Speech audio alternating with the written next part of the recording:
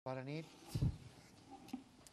a totes i a tots, benvinguts, benvingudes a la inauguració del cicle de conferències que anomenem Futur, la transformació del periodisme, és a dir, un cicle de conferències que el Col·legi de Periodistes ha organitzat per a reflexionar sobre la situació del periodisme en l'actualitat. Venint cap aquí, donades les novetats que s'han produït, jo pensava que podíem canviar-li el títol de la conferència, del títol de l'acte d'avui, i podíem anomenar-la Transformació imparable d'un acte d'inauguració d'un cicle de conferències. Dic això per lo següent. En principi, aquest era un cicle, és un cicle que està pensat pels col·legiats i col·legiades del col·legi, pels professionals del periodisme en general i per als estudiants o la gent que estan en aquests moments acabant la seva carrera en qualsevulla de les facultats que hi ha a Barcelona que formen futurs periodistes. Però la nostra sorpresa és que, a més, hem incorporat persones que han vingut aquí atretes per l'anomenada importantíssima que té el degà del Col·legi de Periodistes, que sóc jo. I, per tant, he de dir que decebré aquestes persones perquè jo no penso fer cap actuació especial i al contrari farem que les facin els meus companys que m'acompanyen aquí, tant el Jaume Giró com el Quim Maria Pujol. El tema fonamental és que el que hem volgut fer era un acte d'inauguració que no fos convencional. D'acord? Ens semblava que tenint avui aquí a persones que han destacat, llevat del presentador, per la seva creativitat en els àmbits en els que hem treballat, que era bo que no féssim un acte convencional. I era bo perquè pensàvem també que anar a fer una gran conferència acadèmica per part d'en Pujol i una introducció per part d'una persona amb experiència i també ocupant un càrrec importantíssim en aquests moments en una entitat molt important de casa nostra com és el Jaume Giró, doncs podríem haver fet discursos molt formalistes i haguéssim acabat això amb un acte molt formal. Donat que la informalitat del públic en tots els aspectes ens acompanya, ens permetreu que fem també una inauguració d'aquest cicle de conferències d'una manera poc convencional, però que en tot cas l'objectiu final és explicar allò que volíem explicar, allò que volia explicar el Jaume, allò que volia explicar el Quim, allò que volia explicar jo mateix. Pels que no sou del gremi, el nostre gremi, el gremi periodístic, passa per una situació complicada. No és l'únic, n'hi ha molts que estan. Si anéssiu a veure els arquitectes us dirien el mateix, però el nostre en particular és un sector, o treballem en un sector que té una incidència fonamental en la vida de les persones i també, sobretot, en l'exercici dels drets democràtics d'aquestes persones, entre els quals s'hi troba el de la llibertat d'informació. Els periodistes, les periodistes, som els mitjancers entre els fets i els lectors, els oients i els televidents. Aquesta és la nostra funció. En el context actual de crisi econòmica, de canvi de suports de difusió, d'aparició de multitud de persones que pretesament fan comunicació, ens trobem en un punt en el que sembla important parlar de què està passant. Per això li titulàvem en aquesta conferència inaugural la transformació imparable del periodisme. Perquè les persones que vindran després, els professionals, els experts que vindran al llarg de tot aquest any en conferències mensuals aquí al CaixaForum que teniu en una d'aquestes pantalles, són persones que d'alguna manera o altra o bé han pensat, han reflexionat sobre periodisme o han viscut experiències que ens val la pena aportar en aquest debat que el Col·legi de Periodistes de Catalunya, que compleix el seu 25è aniversari, ha volgut celebrar. El nostre gremi no està per moltes celebracions festives, està per pensar, per reflexionar, per donar estris als nostres companys i companyes, els millors estris per encarar de la millor manera el nostre futur. Aquest és, per tant, el motiu del cicle. Agraïm, en primer lloc, l'obra social de la Caixa a la Fundació per haver-nos acollit aquí. El marc és, com diria aquell clàssic i retòric, incomparable, és modern, està bé, ens ve molt bé les cares, esteu còmodament sentats. Hem deixat la taula fora i anem a fer, per tant, un petit col·loqui entre tots tres per encarar el que després vindrà per les mans de les aportacions que faran aquestes persones, repeteixo, al llarg de l'any.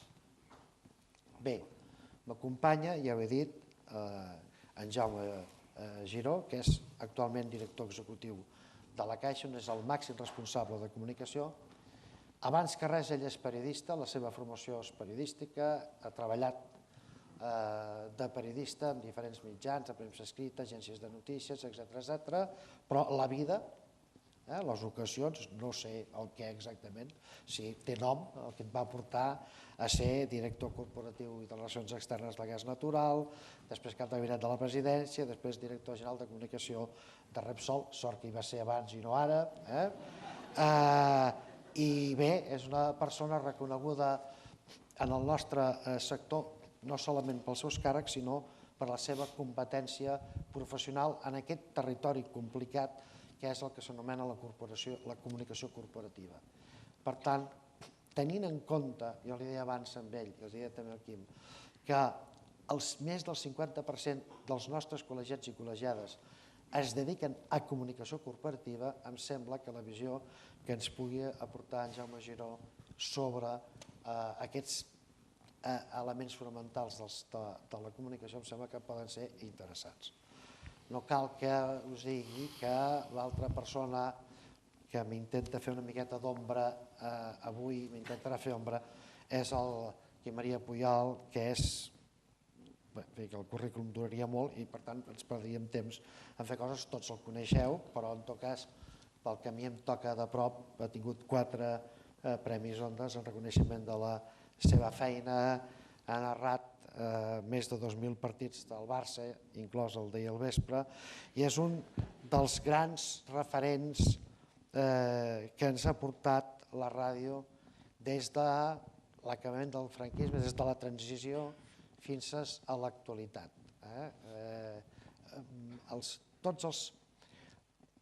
El periodisme, jo ho dic sempre, ho torno a repetir, us ho aprofitaré, és una feina artesanal. És una feina artesanal, que és tot el contrari que vosaltres us imagineu, que són molt moderns. No, la feina en si mateixa és artesania. L'artesà és aquella persona que fa bé la seva feina, que procura innovar, que transmet amb el seu treball ensenyament pels que venen al darrere, que fa que l'ofici progressi. I el Quim està en aquesta categoria de persones que innoven, que fan bé la seva feina, que transmeten pels que venen al darrere, vagin millorant la feina específica que ell fa. Bé,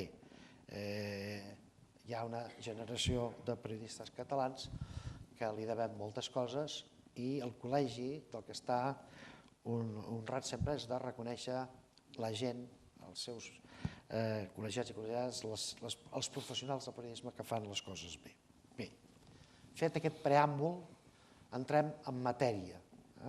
La transformació imparable del periodisme es fa en un context en el que hi ha una situació econòmica concreta en la que hi ha un context de canvi del paradigma tecnològic dels mitjans i, per tant, que tot això, en aquesta situació de crisi general, a més l'econòmica, com us deia abans, crea incertesa, crea desorientació i crea una problemàtica i està generant una problemàtica molt específica. Tots els experts coincideixen en dir una cosa, és a dir, poden tancar els mitjans de comunicació convencionals, poden aparèixer coses noves. Finalment, sempre seran necessaris els periodistes. I aquesta és una mica la primera conclusió o la primera cosa que jo els deixo als meus dos acompanyants perquè ens donin la seva particular visió d'aquest context actual del periodisme, el que es mou el periodisme, d'aquesta influència indirectament i indirecta que té la crisi econòmica sobre l'exercici de la professió. Comencem pel Jaume. Jaume, com vulguis. Bona tarda a tothom. Benvolgut Josep Maria, estimat Quim, companys, amics i amigues. Amb aquest primer torn de paraula, que és, com ha comentat el degà, és un torn per expressar unes idees breus i ràpides, em permetreu que faci una cosa que no faig mai, que és llegir, perquè he apuntat 4 idees i sí que m'agradaria, trencant la meva costum personal, llegir, perquè sí que vull que quedés clar almenys les idees prèvies de com jo veig aquest cicle de conferències i per què és una excel·lent iniciativa. I per tant vull començar agraint al Col·legi de Periodistes aquesta iniciativa que avui presentem i que amb la participació d'aquí és sens dubte la referència i el model més important de la comunicació audiovisual del nostre país, com és el Joaquim Maria Pujal, encetem per començar aquest cicle que ens portarà 8 personalitats molt destacades de l'àmbit de la comunicació, del pensament i del periodisme a nivell nacional i internacional. Jo crec personalment que aquesta iniciativa no és només interessant, interessant no n'hi ha prou, és sobretot molt necessària. En aquests moments és una iniciativa molt necessària pel moment crucial que està vivint la professió.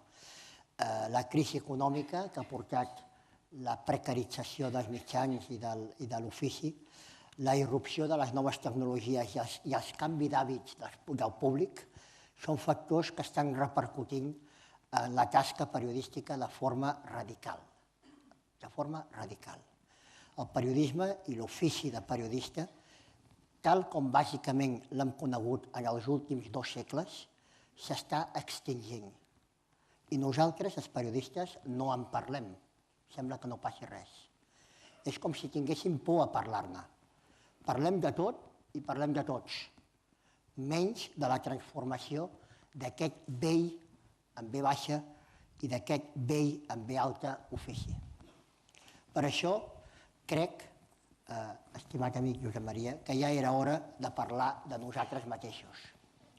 El que passa a la societat, el que passa al nostre entorn, el que fa sortir de la redacció cada cop a més periodistes per cobrir notícies, el que passa a la societat afecta el periodisme, és evident, afecta perquè forma part de la seva feina. Però no hauríem d'oblidar que el que passa al periodisme afecta també i molt directament a la societat. Tot el que hem construït durant els darrers anys, en el nostre cas, en els darrers 35 anys, ara trontolla. Trontolla sota els nostres peus, posant en perill la qualitat, la independència i la pluralitat de la comunicació. I amb ella, la solidesa i la bona salut democràtica del país. I per això també ja era hora que els periodistes comencéssim a parlar de què li passa al periodisme i de com es pot preservar el millor del present i construir un futur nou. Permeteu-me, doncs, felicitar el Col·legi per aquesta iniciativa, molt especialment al Josep Maria, que amb molt entusiasme l'ha endegada, i per aconseguir convertir aquest 25è aniversari del Col·legi en una magnífica oportunitat perquè els periodistes parlin d'allò que mai parlen, del periodisme. Llegir la premsa i escoltar la ràdio és una manera de formar ciutadans. Ciutadans en el sentit més estricte de la paraula. Ciutadans preparats per enfrontar-se a una societat complexa i en canvi permanent. I així d'important és que el nostre periodisme gaudeixi de bona salut per continuar formant bons ciutadans.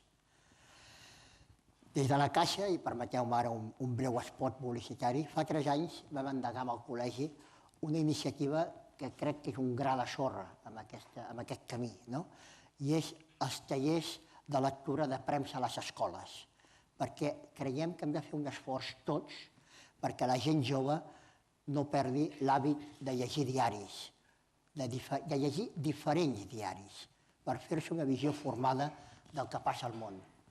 Abans, fa uns minuts, el degà comentava que jo havia treballat a GAS. A GAS vaig conèixer el primer gran cap que he tingut jo i del que vaig aprendre molt, igual que ho he fet també dels altres caps que he tingut a l'empresa i que he tingut la sort de tenir. I era el Pere Duran Farell. El Pere Duran Farell, que els més joves potser no el coneixeu o no us en recordeu, que va ser un capità d'empresa de Catalunya, d'aquells que ens aniria bé tenir una dotzena. Pere Duran Farell, malgrat les seves enormes ocupacions de tot tipus, no només empresarials, sinó socials, cíviques, de tot tipus, el primer que feia cada matí era llegir 5 o 6 diaris. Cosa que a mi, com a periodista, em va omplir d'orgull, perquè dius, oi, i comentant això amb ell, Jaume, és que és l'única manera de saber realment què passa al món. Naturalment, ell ja descomptava que cada diari, com és legítim, lògic i sempre ha passat, doncs tenia la seva tendència. Només llegint 5 o 6 diaris et pots fer una idea del que passa aquí, del que passa a Espanya i del que passa al món. No podem perdre aquest bagatge, no el podem perdre. I aquest valor de ser ciutadans amb tots els ets i ots. Perquè, com va afirmar el mestre Pujal en el seu memorable pregó de la Mercè el passat setembre, els ciutadans tenim molta força i si ho sabem i la fem servir, podem condicionar el futur. Ara és el moment que també la professió sigui conscient del que està passant, sigui conscient de la seva força i ajudi a condicionar el seu futur i que ho faci per bé. Tindrem d'aquí uns minuts l'oportunitat d'escoltar les reflexions del Joaquim Maria Pujal, un periodista que és una mostra, com tots sabeu, la més representativa dels magnífics professionals de la comunicació d'aquest país i dels millors de la història del periodisme. No dic això per una amistat que és certament del tot recent, és així perquè tothom ho sap, perquè és reconegut així i perquè us he de dir que si en vez de néixer a Catalunya el Joaquim Maria Pujal hagués nascut a un altre país, segurament seria molt més reconegut que el que malauradament és aquí de vegades. El Joaquim Maria Pujal, al marge de ser el millor creador de programes de televisió que hem tingut, almenys en els últims 40 anys, que és com dir des de la història de la televisió, com sabeu també, perquè és el que l'ha fet més popular, jo diria que no és el més important, almenys per mi, però és el que l'ha fet més popular, és també un dels millors locutors de ràdio de tot l'Estat. Ha estat guardonat amb 4 premis Ondas, com ja s'ha comentat, i té l'honor d'haver estat el primer a retransmetre un partit del Barça en català en uns moments que ara, també ho dic per a la gent més jove, sembla una cosa completament normal, habitual, no escoltem el Barça en castellà. Però en aquell moment molt pocs s'haguessin atrevit i pràcticament ningú, menys ell, hi va creure. Hi va creure que això es podia fer, que no passava res i que, a més, portava publicitat a la seva emissora, a llavors Ràdio Barcelona de la cadena SER. Estimat Quim, mestre Pujal, gràcies per tantes tardes i nits de satisfaccions. Tan sols la teva narració i reflexions sobre el partit, la teva companyia en moments de neguit i d'emoció són ja una satisfacció, guanyi o perdi el Barça. I això, dit per mi, que sóc un aficionat culer incondicional, és molt dir. Has creat un estil molt difícil d'igualar i impossible d'imitar.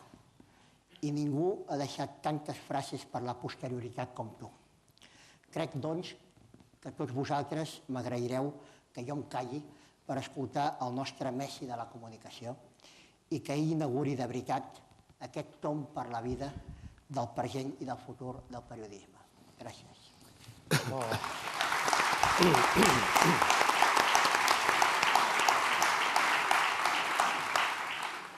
Bona nit a tothom. Vull, abans que res, donar les gràcies al col·legi per fer-me l'honor de ser ara aquí amb tots vosaltres i d'agrair aquesta iniciativa que ha tingut de posar la professió del periodisme en el focus.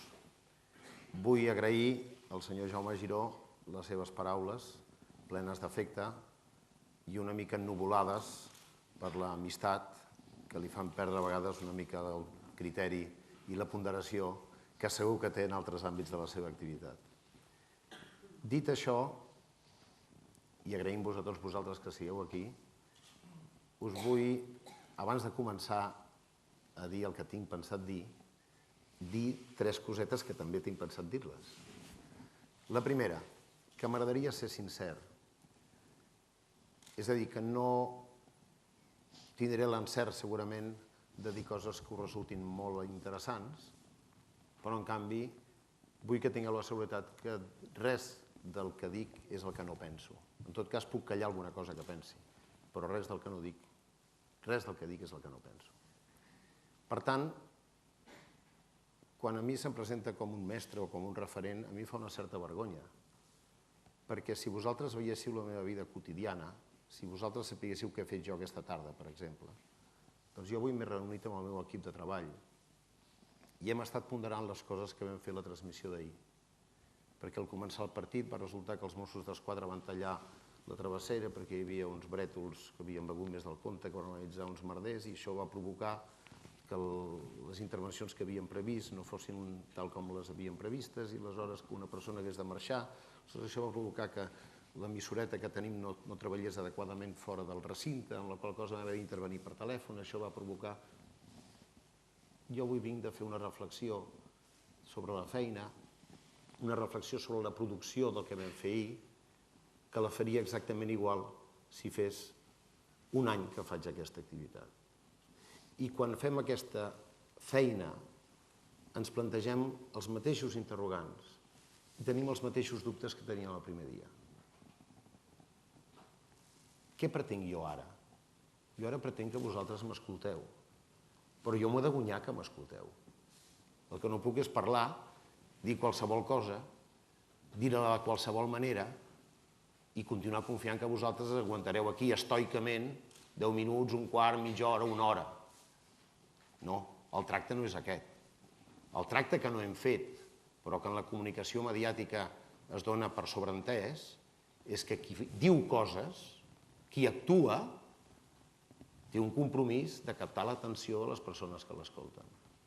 I aquest repte el té tant un que comença com un que es mor, un que fa un any com un que fa 40 anys, un que li diuen aprenent com un que li diuen mestre. I aquí s'examina cada dia.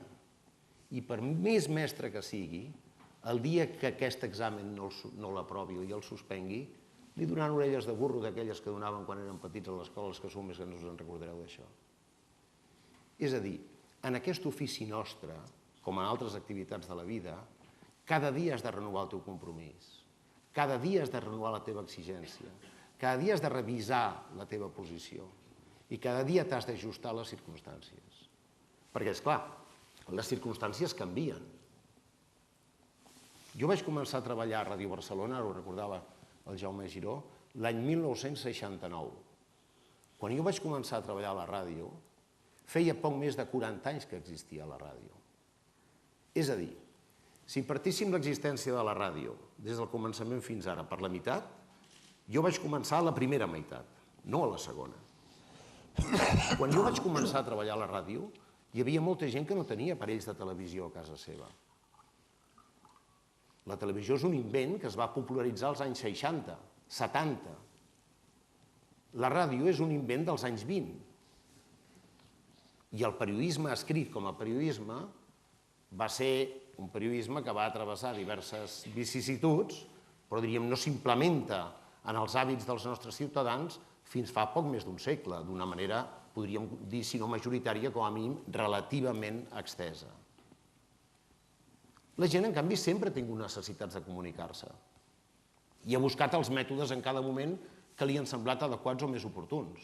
Igual que pel càlcul tenia l'àbac quan no tenia maquinetes de calcular, o igual que tenia el papir per escriure quan no tenia impremta, esclar, la impremta va resultar un invent extraordinari, perquè la impremta permetia reproduir allò que fins ara només es tenia manualment d'unitat en unitat.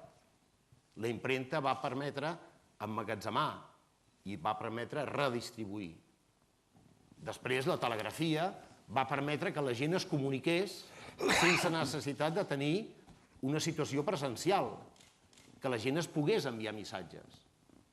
Si vosaltres agafeu els diaris de començaments de segles, veureu com els periodistes envien les seves cròniques pels procediments que sigui, als començaments del segle o a mitjan del segle passat. Fa 40 anys, el teletip era el sistema pel qual les redaccions dels diaris i de les ràdios i de les televisions es comunicaven pel món.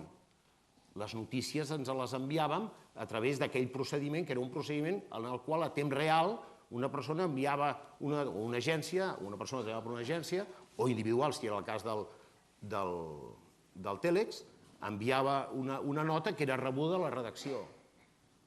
Però on no hi havia aquestes tecnologies, la gent, quan s'havia de comunicar públicament, també ho feia. I ho feia, també parlo de la mateixa època, mitjan del segle passat, hi havia pregoners. A molts municipis petits, els ajuntaments feien els anuncis a través de pregons, de bàndols, d'aquells comunicats que vosaltres heu vist, encara hi ha pobles. Això és més extès en alguns altres sectors, per exemple a Galícia o la part d'Itàlia, sobretot el sud d'Itàlia, que els enterraments els comunicaven amb anuncis al carrer. Tot això són maneres d'intervenir en la circulació de missatges col·lectius, maneres de fer notar una determinada informació, diguem-ne informació, diguem-ne missatge, diguem-ne contingut de l'ordre que sigui. Esclar, nosaltres, els de la meva generació, vam entrar en aquest ofici amb una situació concreta que ha canviat molt.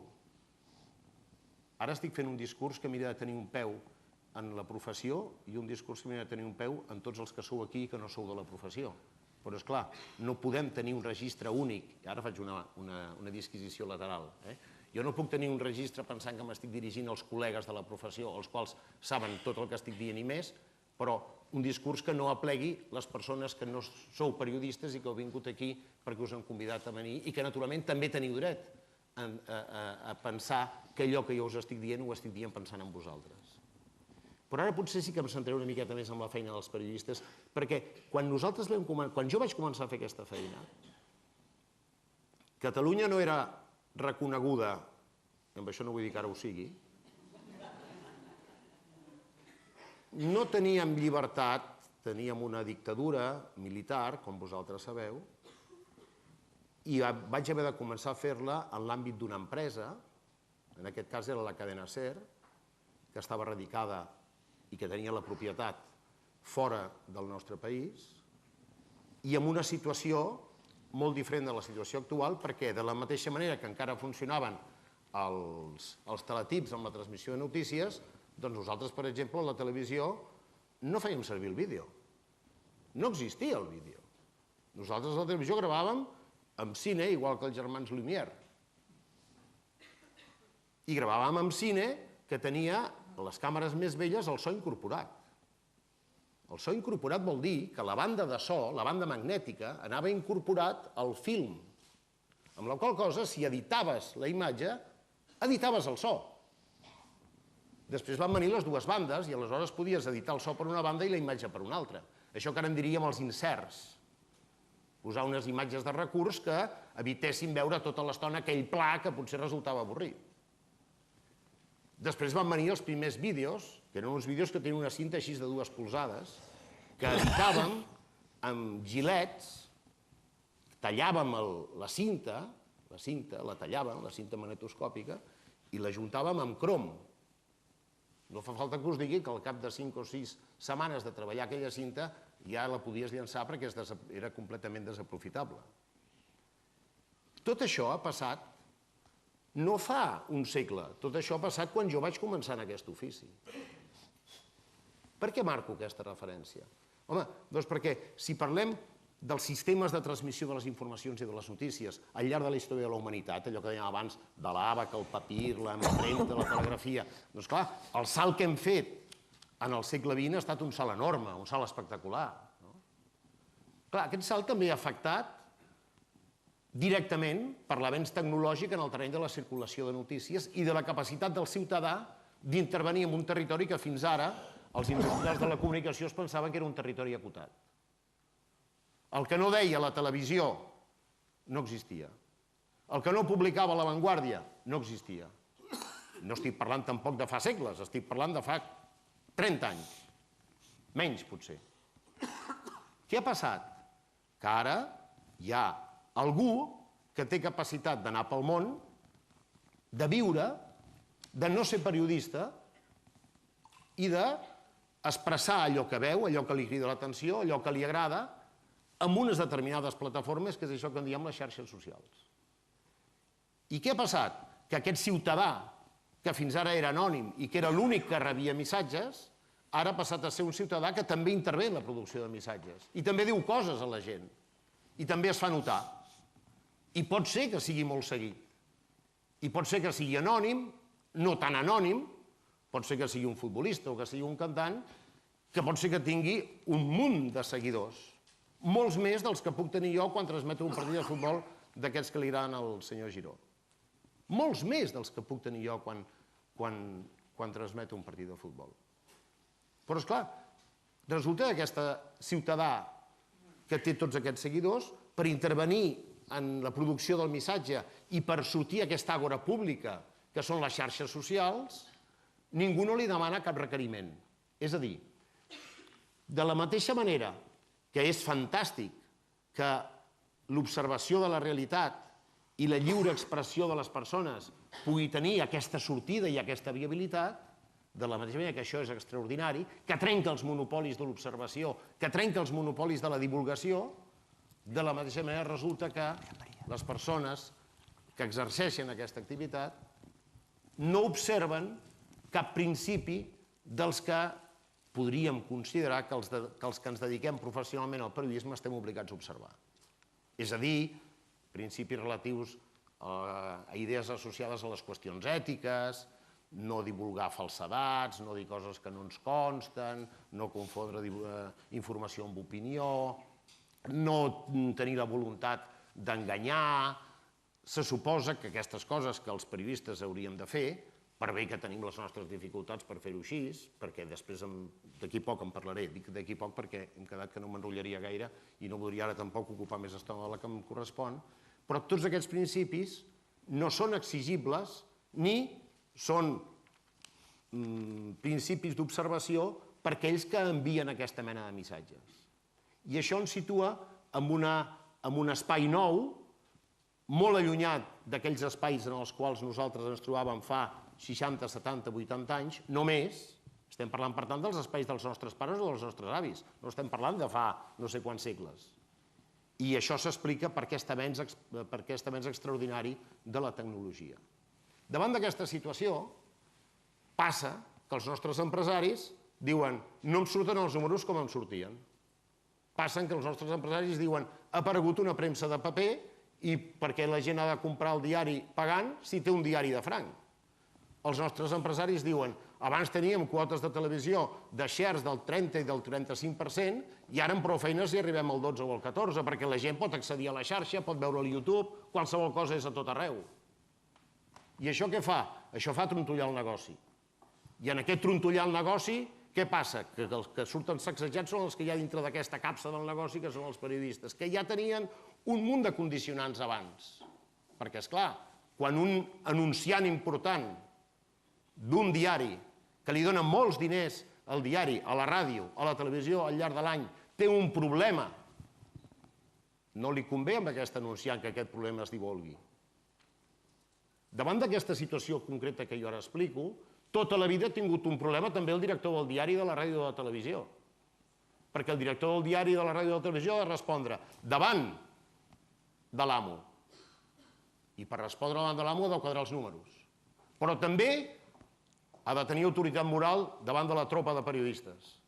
I per tenir autoritat moral davant de la tropa de periodistes ha de tenir un comportament digne, presentable, un comportament associat a la seva responsabilitat deontològica i professional. I aquí entra en un conflicte el director d'aquest diari, perquè està en una tenalla d'interessos. Per tant, no estic dient que ara la situació sigui caòtica i que abans fos extraordinària. La situació ha sigut sempre la que ha estat en cada moment històric. I en el moment present, la situació és diferent. la situació és diferent.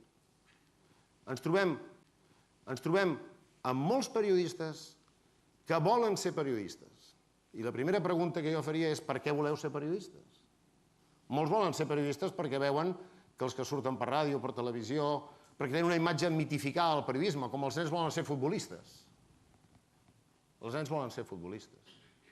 Quants fills no han passat diumenges torturats pels pares que els han dit que havien de fer el leis i que havien de fer la secada perquè volen que guanyi calés com el Nadal i després resulta que amb 18 anys no han pogut arribar enlloc i tot plegat resulta un desastre. Doncs un paral·lelisme segurament no tan dur el podríem aplicar al món del periodisme. Això per una banda. Però per una altra banda, les nostres facultats, quan treuen tot aquest munt d'estudiants que s'han preparat no se sap ben bé per què, perquè una altra cosa seria discutir els plans d'estudis de les facultats, què aprenen a les facultats, què s'ensenya a les facultats, si el que s'aprèn a les facultats serveix perquè després faci una millor praxi professional, deixem aparcat aquest tema. Després on van a buscar feina? En la situació actual dramàtic. Per què? Amb les dificultats que té l'empresari i amb la capacitat que té per aprofitar les dificultats, fer reconversions i mirar d'entomar les coses de la millor manera possible, li va molt bé agafar becaris, a vegades amb contractes impresentables. Perquè, en el fons, l'exigència de la qualitat del contingut, l'exigència de la qualitat del missatge final, tampoc està gaire clara en tot el circuit. Quan dic que no estigui gaire clara, no vull dir que no tingui alguna rellevància, que la té. I quan estic dient això, estic dient generalitats que de cap manera voldria que ningú entengués com que no hi ha particularitats que són especialment destacables. És evident que hi ha mitjans de comunicació amb més prestigi, mitjans que en tenen menys, que hi ha diaris, ràdios i televisions que ho rebenten tot per l'audiència i diaris, ràdios i televisions que no ho rebenten tot per l'audiència. És evident que hi ha matisos i que hi ha grisos. Però també és evident que en aquesta praxi dels professionals de la ràdio en la situació actual ens trobem davant d'uns paradigmes que ens marquen uns paràmetres molt diferents dels que ens marcaven abans. Ha crescut el preu del paper, han aparegut la premsa gratuïta, ens trobem que ha baixat la publicitat, que ha trobat altres nínxols, ara s'ha de dir això de nínxols, a mi em sap greu dir això de nínxols perquè em sembla lleig, però ara s'ha de dir, han trobat uns altres nínxols on situar els seus anuncis. Ha canviat el sistema. Les comunicacions són col·lectives, rebem comunicacions de tot arreu, les xarxes, hem d'intervenir en uns altres llenguatges i en unes altres plataformes. Estem en una situació de sacseig.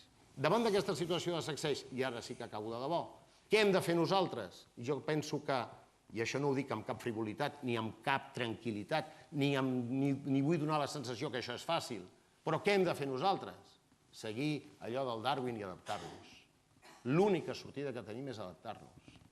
Adaptar-nos, naturalment, a les circumstàncies amb intel·ligència per fer viables i competitives les nostres propostes i, naturalment, ajudar les nostres velles o renovades o noves empreses que també s'han d'adaptar.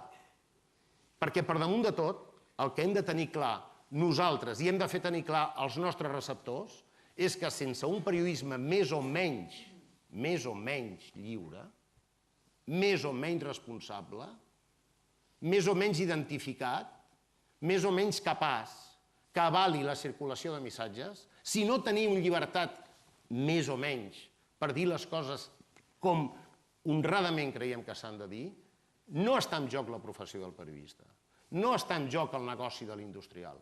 El que està en joc és la democràcia.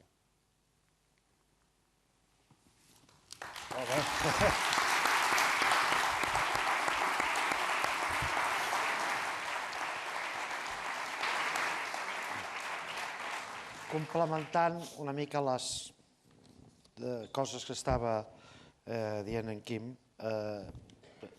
tots els observatoris que hi ha sobre la situació econòmica dels mitjans ens parlen de la reducció extraordinària que tenen els ingressos publicitaris i aquest és un element que explica moltes de les situacions de molts mitjans. Bàsicament són els diaris els que s'emporten, i sobretot la premsa escrita, els que s'emporten les màximes reduccions i per tant que són els que s'enfronten d'una manera més directa a aquestes conseqüències. Segons dades de l'Observatori Professional de la Federació d'Associacions de Periodistes d'Espanya, des del 2009 fins a principis del 2012, més de 6.000 periodistes han perdut la feina, quan la nostra era una professió d'èxit. El Quim ho apuntava, que ensenyen, s'obren facultats de periodisme. Bé, el periodisme continua sent entre les 50 carreres més demandades pels joves universitaris. A Catalunya, en particular, les notes de tall més altes per entrar a la universitat se les emporta la llicenciatura de periodisme o les similars, com comunicació audiovisual o publicitat. El 2010, 3.000 llicenciats buscaven feina i la demanda no va superar els 600 llocs de treball. És evident que hi ha un desfasament enorme entre el que demanda el sector i el que ofereix la universitat. He parlat de crisi en general. Hi ha un altre tema que em sembla que és vigent, en realitat arreu, perquè, per sort, sobretot en la cultura europea i en la tradició europea, que es parlava en Quim, sobretot després de la Segona Guerra Mundial, a Europa, a tots els països, ha coexistit, en alguns casos únicament ràdio pública i televisió pública, amb altres coexistència, com és el nostre cas de ràdio pública i ràdio privada, televisió pública, televisió privada. En aquests moments dona la sensació, tenim la impressió, tots, professionals, operadors i en general totes les persones interessades al sector, que no són molt bons per als mitjans de comunicació públics, quan són més necessaris que existeixin que mai, precisament per garantir això que deia el Quim, que és garantir la pluralitat i garantir la informació, garantir l'exercici d'aquests drets ciutadans. Jo, a tots dos, m'agradaria començar qui vulgueu. Què penseu? Quin és el futur? Què penseu que haurien de fer? Com penseu que poden encarar el futur els mitjans públics de ràdio i televisió? Jo, tu mateix, comença. Aviam. La crisi econòmica, que és un dels orígens, no l'únic de tot el que estem parlant, afecta en els mitjans de comunicació com a empreses, els mitjans de comunicació tenen moltes vessants, però una d'elles, la principal, són empreses periodístiques, d'acord? Llavors, jo crec que com a empreses els afecta, igual que qualsevol empresa de qualsevol sector, si a l'any 2008 les va enganxar endeutades, o sigui, amb deutes o amb una sobredimensió de plantilla. Llavors, aquestes són les que ho estan passant malament, no? I tant privades com públiques. Les públiques, doncs, evidentment, hi ha un pressupost del govern, de la Generalitat o de l'Estat, que és el que s'havia anat fent gran en els anys en els que tots vivíem en un miratge creient-se que estàvem fent una mica coses que s'ha demostrat que no ens podíem permetre. Llavors, els mitjans públics, en la meva opinió personal, tenen una necessitat, jo crec que ineludible, d'existir i de continuar existint. Però és veritat que crec que s'ha d'aprofitar la crisi que estem patint per dimensionar-los de manera adequada, com qualsevol de nosaltres dimensionaria una empresa pròpia o com hem de dimensionar un hospital o una escola, que ningú discuteix que un hospital i una escola són absolutament necessaris per a la societat. També un mitjà públic, perquè si es curen, si algunes tentacions que sempre hi són i que van amb la condició humana i per tant amb la política d'intervenir-hi més enllà de raonable, doncs fan un paper que no pot fer mai un canal privat. I penseu, per exemple, en les dues grans televisions que hi ha a Espanya, totes elles formades per grans professionals i per companys de professió i que no mereixen tot el meu respecte, però evidentment els criteris que tenen són purament d'audiència. Si pensem en la televisió nostra, la que tenim aquí més a prop, la televisió de Catalunya, home, a mi se m'ocorreixen 4, 5, 6 programes que segur que en mans estrictament privades no hi serien, perquè no hi ha prou gent disposada a veure i a pagar els talls publicitaris d'aquells programes. Per tant, per mi els mitjans públics sí, paper ineludible i necessari per a la societat democràtica i per a la cohesió social i la vertebració del país, però dimensionats adequadament com tot s'ha de dimensionar en aquests moments. Quim? Jo comparteixo aquesta part final del discurs del senyor Giró. Mitjans públics, sí, ben dimensionats. Quin problema hi ha perquè no estiguin ben dimensionats? Per què no han estat ben dimensionats els mitjans públics? Per què hi ha milers de persones treballant en mitjans públics i fent la feina que mitjans privats la fan centenars de persones? Doncs contestar aquesta pregunta és clau per mirar que en les redimensions i en el futur no es cometin els mateixos errors. Quin problema tenim en els mitjans públics? Doncs que l'autonomia de la gestió professional es veu encotillada per la pressió dels administradors públics que massa sovint confonen la seva condició pública d'administradors amb la seva condició de persones que pertanyen a un partit polític. Quina altra cotilla tenim? O quin altre aspecte pressiona? Que com que no hi ha un amo que exigeixi uns resultats, podem anar augmentant dèficit o podem anar tirant de veta. Evidentment, com he dit abans, aquesta tampoc és una crítica general i total, perquè s'haurien de tenir en compte casos concrets i, per tant, no es pot agafar textualment això que estic dient, però sí orientativament. Nosaltres necessitem en els mitjans públics gent competent. Nosaltres necessitem en els mitjans públics gent capaç i gent que actuï amb la mateixa ambició professional que actuen els mitjans privats. I quan dic nosaltres, vull dir particularment els catalans. Perquè, esclar, tota l'activitat dels mitjans audiovisuals i del periodisme escrit també només té sentit en funció d'una cosa, que és vostè, vostè, vostè, vostè, vostè. És a dir, el receptor. Vostès són les persones, i jo si sé callar també, les persones que tenim dret que ens serveixin aquests mitjans. Que un altre faci negoci enviant-nos missatges que no ens serveixen, a nosaltres no ens interessa. A nosaltres ens interessa com a receptors que la nostra inversió en comunicació, que les hores que passem davant la televisió, que les hores que passem escoltant la ràdio, que les hores que passem llegint el diari, aquesta inversió sigui rendible. Això estant aquí amb la caixa s'entén molt bé, això de la rendibilitat. Que les hores que passem el dia mirant la tele, al final diem, home, això m'ha rendit.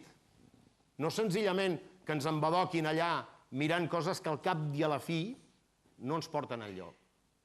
La idea dels mitjans públics és la idea que no és el negoci pel negoci, és la idea del servei. Però el servei no vol dir la cosa avorrida i la cosa que no té cap atractiu. El servei vol dir la cosa atractiva que ofereix interès.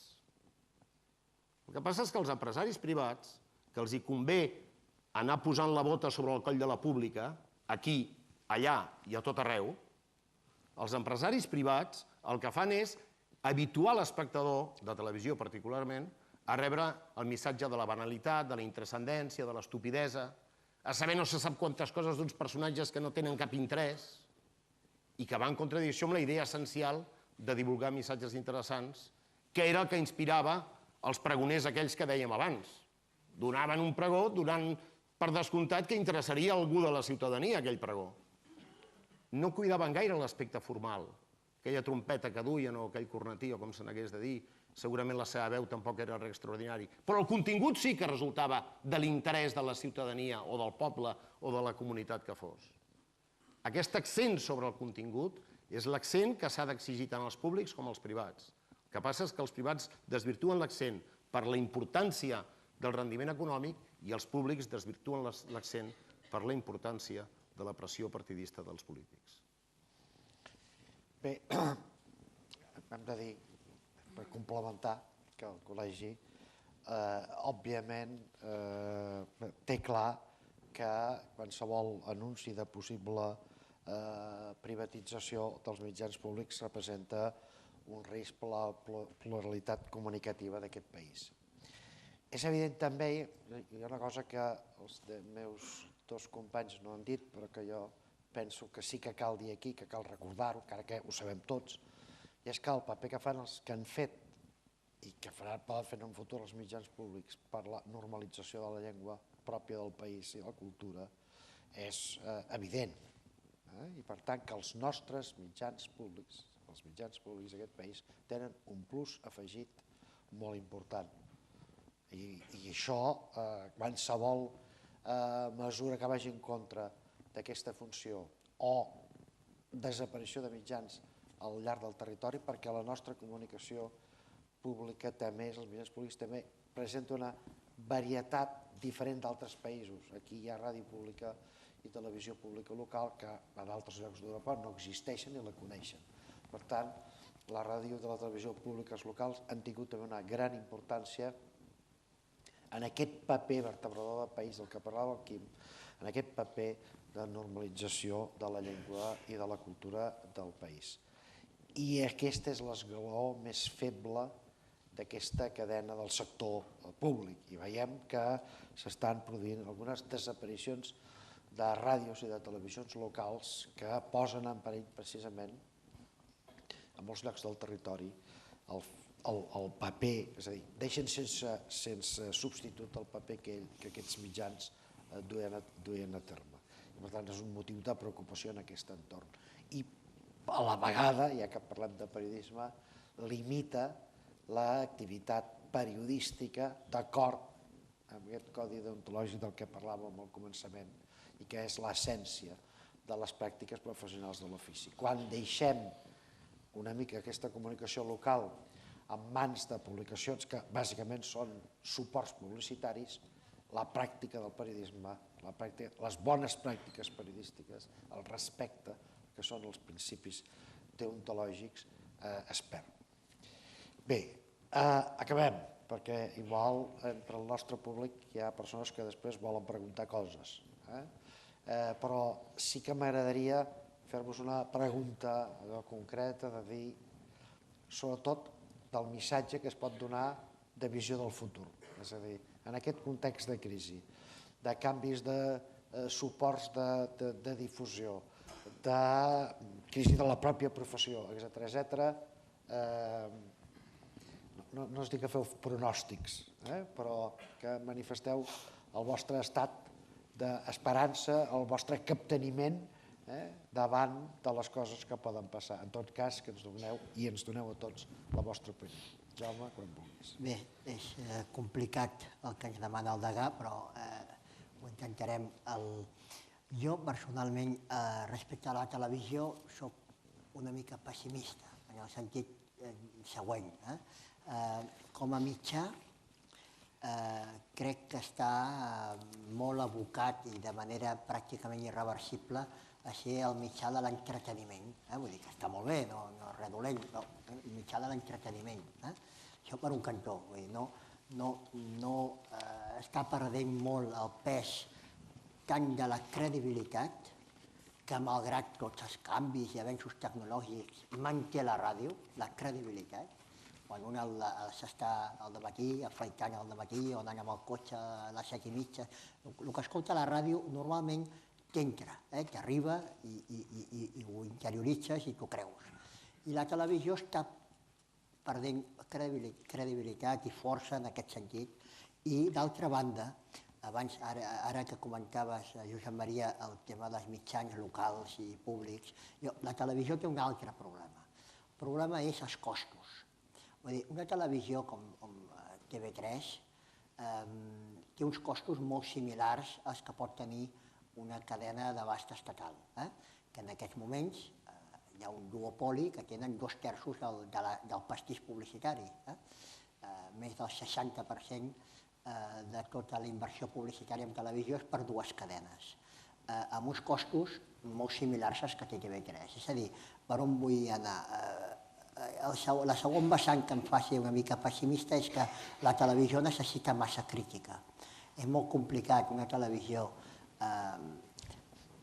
que s'ha de basar en uns mitjans que són, per definició, molt costosos. No és el mateix un diari, un periodista que va cobrir un esdeveniment, pim-pam, i la televisió, ja sabeu, que té des de la imatge, la captació, la transmissió, els drets, tot és caríssim. I, per tant, necessita una massa crítica que crec que cada cop serà més complicat televisions en països petits rendibles. I, per tant, la meva primera reflexió que us feia, televisió pública sí, dimensionada adequadament perquè la paguem entre tots i, per tant, també ha de tenir aquest plus de responsabilitat de fer-ho ben fet i de fer-ho econòmic.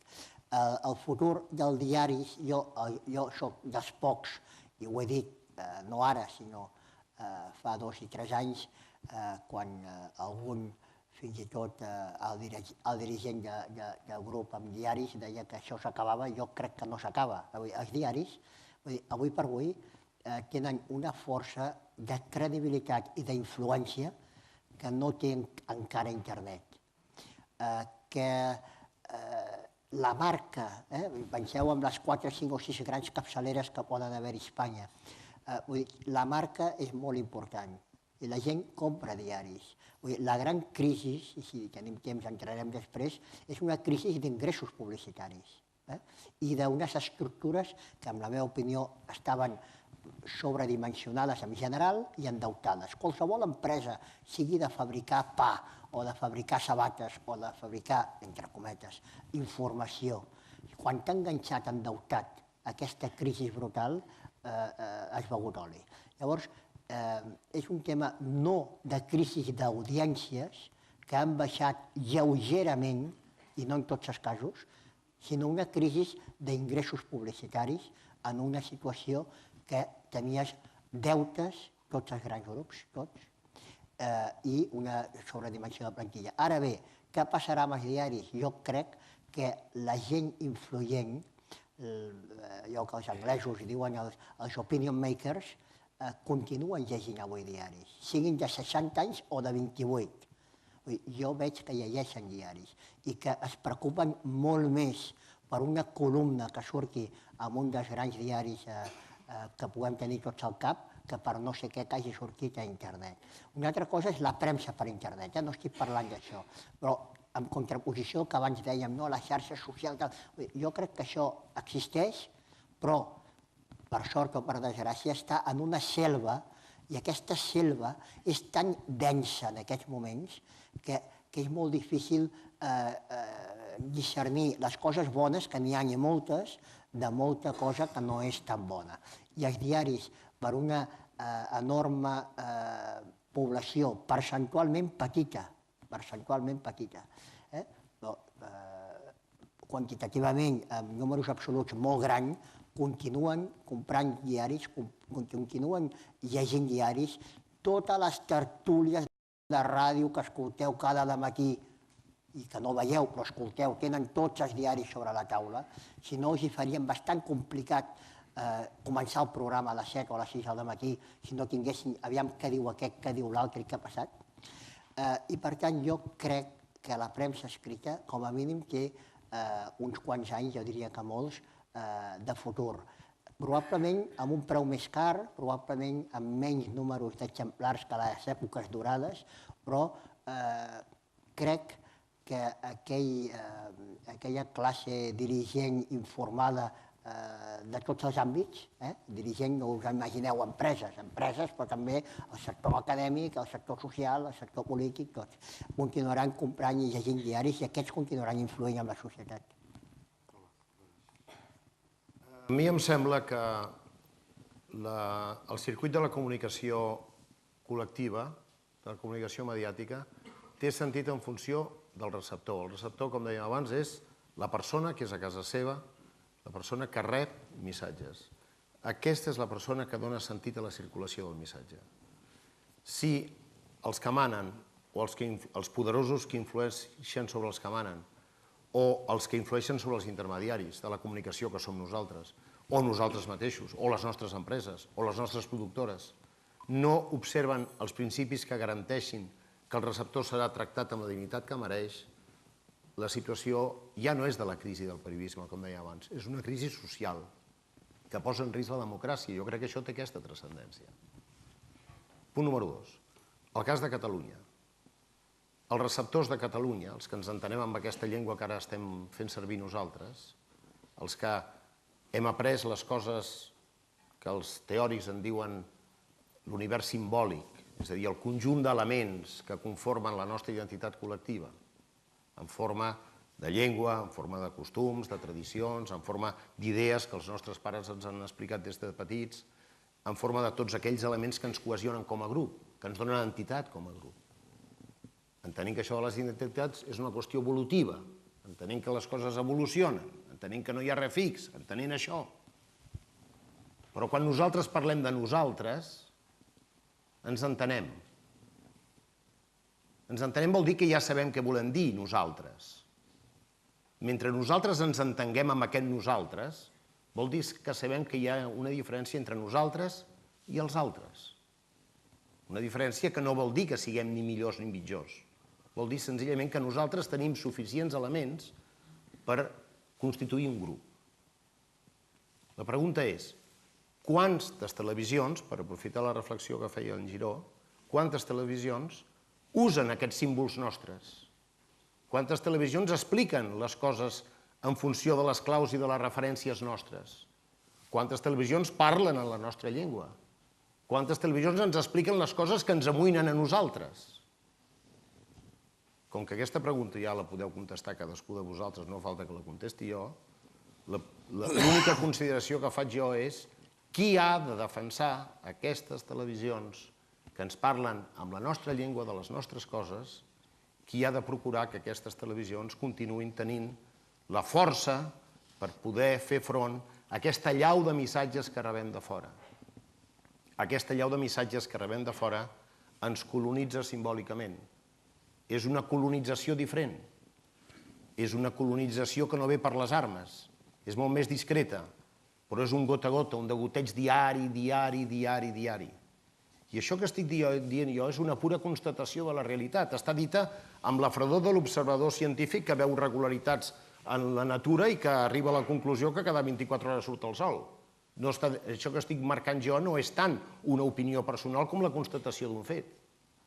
Els nostres símbols quan surten a la pantalla, la nostra llengua quan surt a la pantalla, els nostres problemes quan surten a la pantalla, els aspectes que ens afecten a la nostra vida quotidiana quan surten a la pantalla, on els veiem reflectits? A quines televisions els veiem reflectits? Aquesta pregunta, si l'apliquéssim als diaris, veuríem que la teníem bastant a favor. Els diaris tenen una proximitat amb la nostra realitat quotidiana. La televisió, les televisions tan vistes, no tenen aquesta aproximació amb la nostra realitat quotidiana. Jo penso que aquí cal que nosaltres entenguem que la ciutadania ha de fer una defensa dels mitjans que els serveixen amb les seves claus, amb les seves referències i amb els seus continguts. Tercer punt. Quin futur té la professió periodística? No ho sé. Quin futur tenen els periodistes? No ho sé.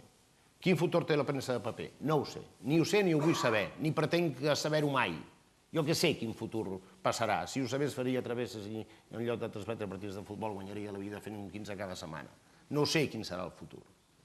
El que sí sé és que des del meu punt de vista, jo he sigut tota la vida un inconformista, nosaltres no podem pensar que allò que s'ha establert com a clàssic, la inèrcia, durarà tota la vida. Som en una situació que ens han sacsejat el negoci, ens han sacsejat la societat. Les tecnologies, els nous hàbits, els nous comportaments, la situació econòmica, no només la crisi, tot plegat ens situa en un nou paradigma. Qui sobreviurà? Qui tingui la capacitat d'adaptar-se. Qui sobreviurà? Qui tingui la capacitat d'imaginar on hi ha el futur. I des d'aquest punt de vista, qui tingui també la capacitat d'intervenir sobre les idees dels industrials i sobre la capacitat d'ocupar espais en les plataformes mediàtiques. I tot això vol dir canviar el xip. Tot això vol dir plantejar-se la vida d'una altra manera. Entenc que aquesta observació serveix de cop per un pare de família que tingui 50 anys i que en aquest moment estigui subjecte a un reajustament empresarial o alguna situació d'aquestes. Ja ho entenc. Però si parlem globalment, l'única cosa que ens garanteix una sortida és la capacitat que nosaltres podem tenir d'espavilar-nos, de ser polivalents en aquesta situació multimediàtica que irremediablement la tenim al davant i, naturalment, fer-nos necessaris, fer-nos imprescindibles, perquè la gent ens vingui a buscar, perquè la gent ens cregui, perquè la gent pensi que nosaltres li diem coses que estan bé, que ens les creiem, que les tenim contrastades, a través de la plataforma que sigui, però que li donem garantia perquè són útils les coses que els diem, perquè estan dites per algú expert, perquè estan dites per algú honrat, perquè estan dites per algú competent, que a més és rigorós i que mereix la confiança dels receptors. Entenc que això són paraules, però jo crec que són la base. Perquè si convé hem de condicionar i hem de flexionar i hem de fer la contorsió que calgui per trencar les cotilles clàssiques que ens situen irremeiablement a una posició de desencís i a una posició de pessimisme en la qual no avançarem. Jo penso que la professió només pot avançar si tenim un punt d'audàcia. I, naturalment, si entre tots plegats ens consolidem com a grup, superant d'una vegada les diferències que tan mal ens han fet tantes vegades dintre la professió. Molt bé, és un bon missatge per acabar, sobretot pels periodistes, que amb la situació que em deia, un autor d'aquests que ha reflexionat sobre la qüestió, una cosa que s'assembla molt al que acaba de dir el Quim, l'essència de l'ofici no canvia. El futur és de la informació, no dels mitjans. Cal entendre que les empreses i els professionals que s'agafin únicament el suport, és a dir, el paper o les zones electromagnètiques o, en fi, la ràdio convencional, com a essència de la feina que fan i del servei que presten els ciutadans i les ciutadanes, tardaran més a agafar el tren del futur. Per tant, aquesta necessitat d'adaptar-se a aquest element canviant, perquè l'essència de la professió, l'essència del periodisme no canvia. I això em sembla que és el missatge fonamental. Però dit això, em sembla que encara ens queda com un quart d'hora per si voleu fer preguntes. Aquí hi ha unes amables senyoretes que tenen un micròfon i com a part de periodistes i altres persones estic segur que tindrem preguntes.